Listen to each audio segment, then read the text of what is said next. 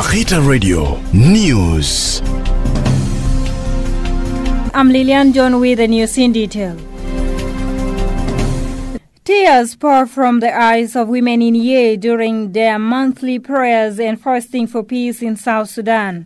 The one-day event, which brought together Christians from 33 religious denominations, was held under the theme Search for God in Times of Crisis. Radio Easter reports. Estarinda Munde, a member of Ye Women Group Inter-Church Committee, asked the South Sudanese to leave sins and turn to God for peace and stability to prevail.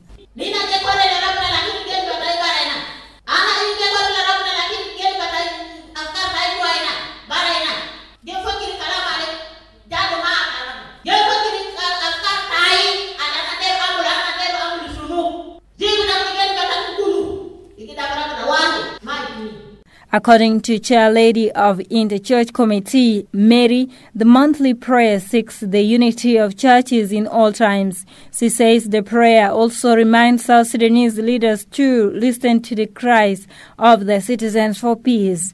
Mama Mary urges leaders of all levels to preach peace and give hope to the citizens. I know I have my church leaders here.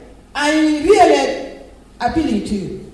You preach words of hope to my fellow Christians. Words of hope. Words of hope. Christ the King Parish Priest Tom Puru Martin, while presiding over the occasion, calls on leaders to always attend such prayers. More counselors to heal the wounds and stress of the traumatized citizens are needed, said Father Tom. John, you are prayer together with the counseling. Don't pray alone. Counseling goes deep. The rotational monthly prayers and fasting for September was at Sudan Pentecostal Church in Ye on Friday.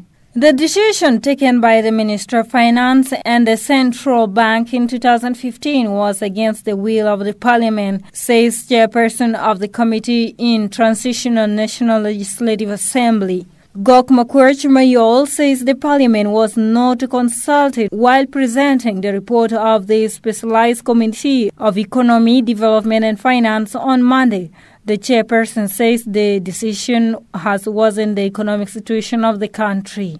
In 2015, the Minister of Finance and the Central Bank devalued the LSP by realigning it to the dollar, a decision which aggravated the economic hardship on life of every citizen in the country. As this report is being filed, the inflation is assumed to stand at a rate of over 600%, and it has rendered the LSP banknote valueless. The decision of realignment was taken against the will of the Parliament. The Parliament was neither consulted. One of the members of the Parliament doubted the coming down of the dollars against pound. Our local economists, right honorable speaker, told us that by aligning the dollar, they're going to arrest it. And I wonder at the moment whether really they succeeded to arrest the dollar. I doubt it will be. But I'm trying to raise a point that in one of the Council of Ministers' decisions, they agreed actually to increase the wages, the salaries of our workers for about 300%.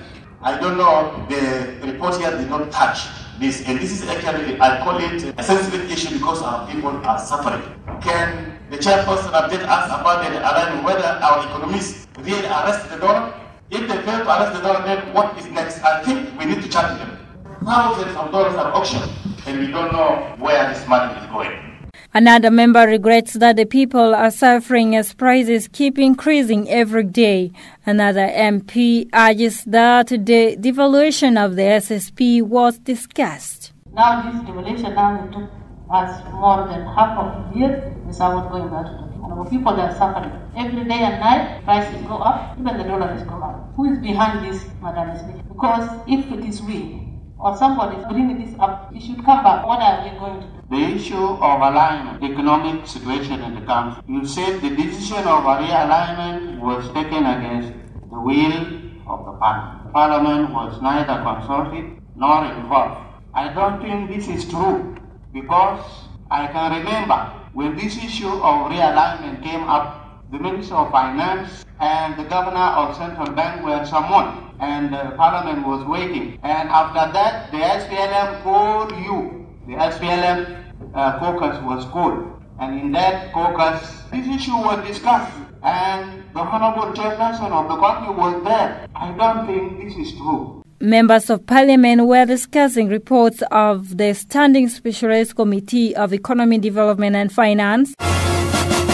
Radio Bakita 91 FM, the voice of the church.